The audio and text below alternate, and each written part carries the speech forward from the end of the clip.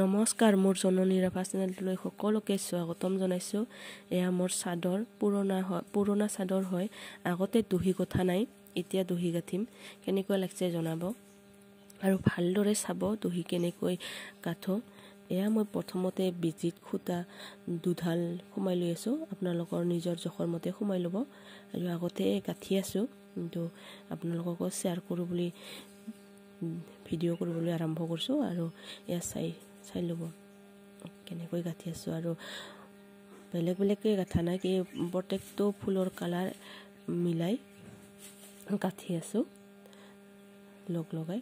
আৰু চিম্পুলকৈ গাঁঠিছোঁ, মানে কিবা মণি লগোৱা নাই। আৰু বেজি প্ৰথমতে এৰি ল'ম, চিলাই ল'ম। আৰু সূতাডাল মই এনেকুৱা জোখত বান্ধি ল'ম। তিনিটা গাঁঠি দি ল'ম। যিসকলে জানে তেওঁলোকেতো ভালে, আৰু যিসকলে নাজানে শিকি ল'ব পাৰিব। আপোনালোকক ধুনীয়াকৈ দেখুওৱা হৈছে, শিকি ল'ব পাৰিব। এয়া মই তিনিটা গাঁঠি দিছোঁ। ইয়াতে মই সূতাডাল দিম, দহি গাঁঠাৰ সূতা। আৰু এইটো দুলি সূতা হয়। সূতাৰ হ'লে ইমান জিলিকি নুঠে, আৰু দুলি সূতাৰো ভাগ আছে। এইটো অলপ জিলিকি থাকে আৰু পিছল হয়। পিছল হ'লেও ধুলে কাপোৰটো যেতিয়া এটা দলি সূতা আছে, এইটো ককৰা হয়, মানে ভাঁজ হৈ যায়।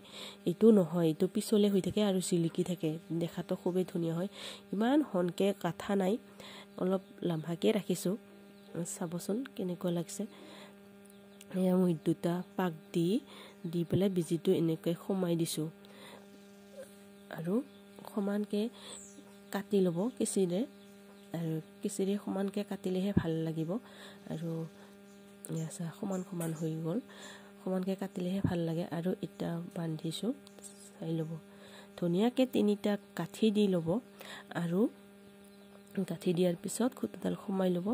সোমাই দিয়াৰ পিছত আৰু দুটা পাক দিব, বিজি সূতা পাক দি গাঁঠি দি ল'ব।